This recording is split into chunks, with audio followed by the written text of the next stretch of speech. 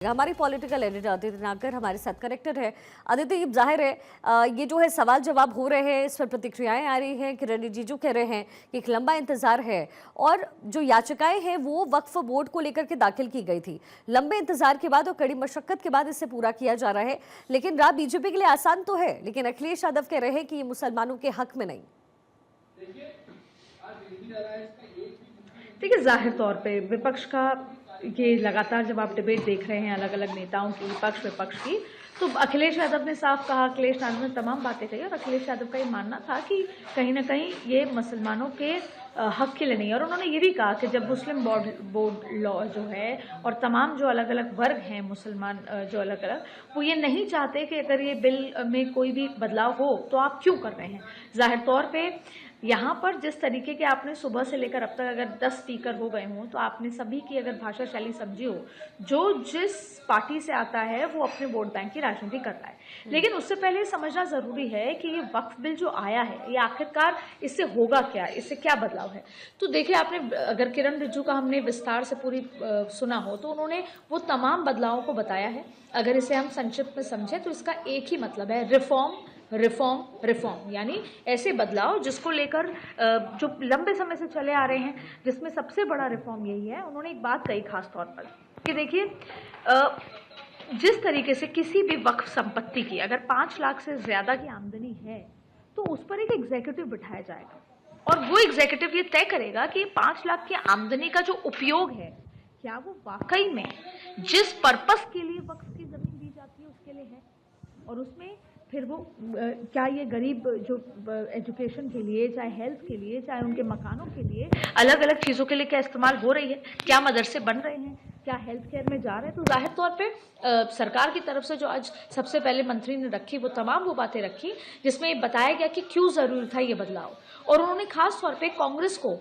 Attack करते हुए, कांग्रेस को कटघरे में खड़े करते हुए 2013 का जिक्र किया और कहा कि असीमित शक्तियां वक्फ बोर्ड को दी गई।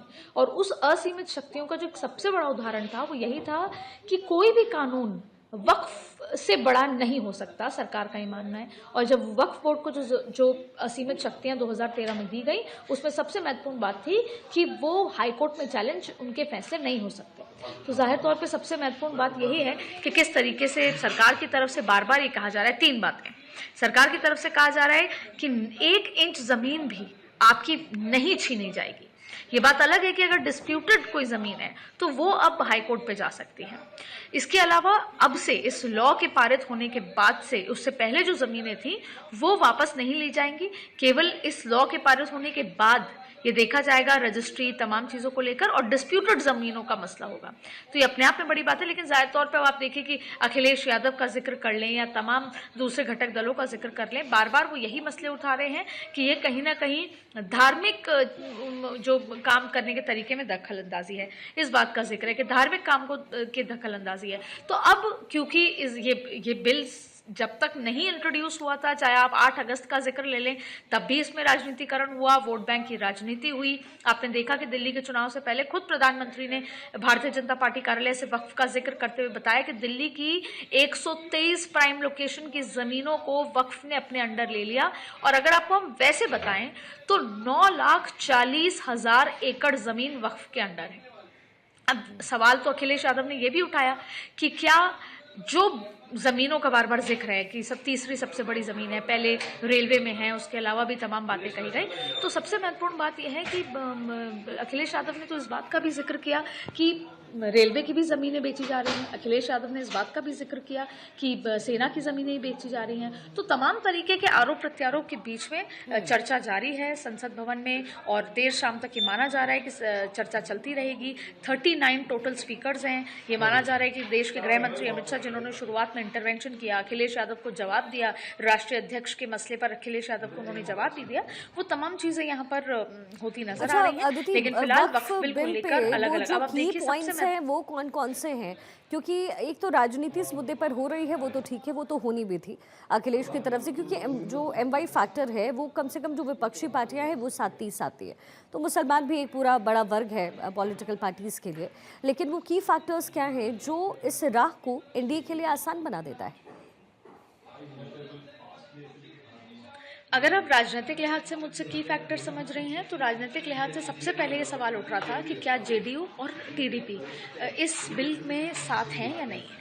आप देखिए टीडीपी के 7.5% वोट बैंक मुस्लिम वोट बैंक है, लेकिन आपने देखा, और जेडीयू का भी जिक्र, क्योंकि नीतीश कुमार का पसमानदा मुसलमान एक बड़ा वोट बैंक है, लेकिन हमने लल्लन सिंह की स्पीच सुनी संसद भवन में और उन्होंने साफ बताया और बार बार इंगित करके बताया कांग्रेस को कि जब आप सत्ता में थे तब आपने क्या किया। उन्होंने मदरसों से लेकर कब्रिस्तानों की बंदी से लेकर तमाम तरीके की बात कही। उन्होंने कहा कि जब नीतीश कुमार थे एनडीए के साथ तब मुस्लिम समाज का उत्थान किया गया।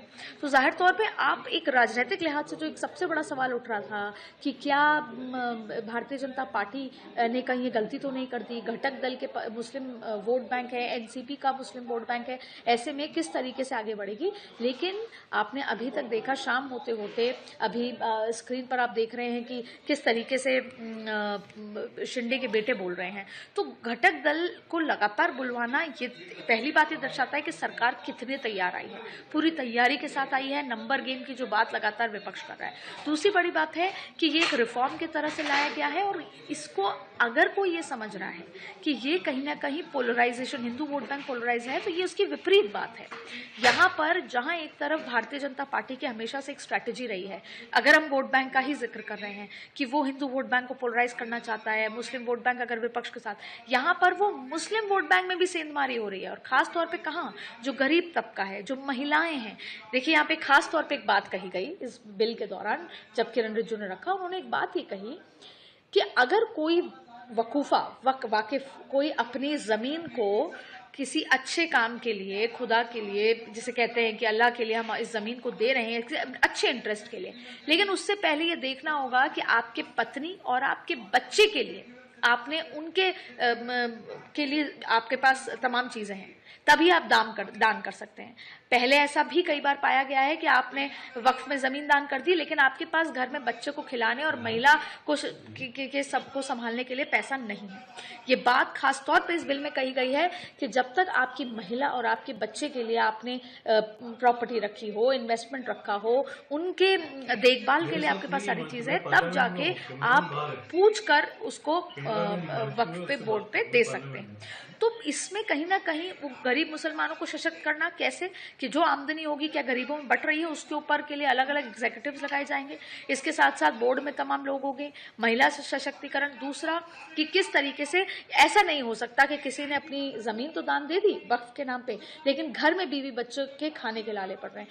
तो भले ही यहाँ पर, बल्कि जो पहले भारतीय जनता पार्टी 80-20 की पॉलिटिक्स करती थी, अब देखिए यहाँ पर कहीं ना कहीं मुसलमान वोट में भी सेंधमारी करने की कोशिश करते हुए, जो पहले सिर्फ पासमानदा को टारगेट करने की बात जिक्र हुई थी, अब और भी गरीब तबके के मुसलमानों को ही समझाने। और देखिए यहाँ पे खत्म नहीं होगा, आज देर रात जब ये बिल पास हो जाएगा, कल राज्यसभा में आने की बात है।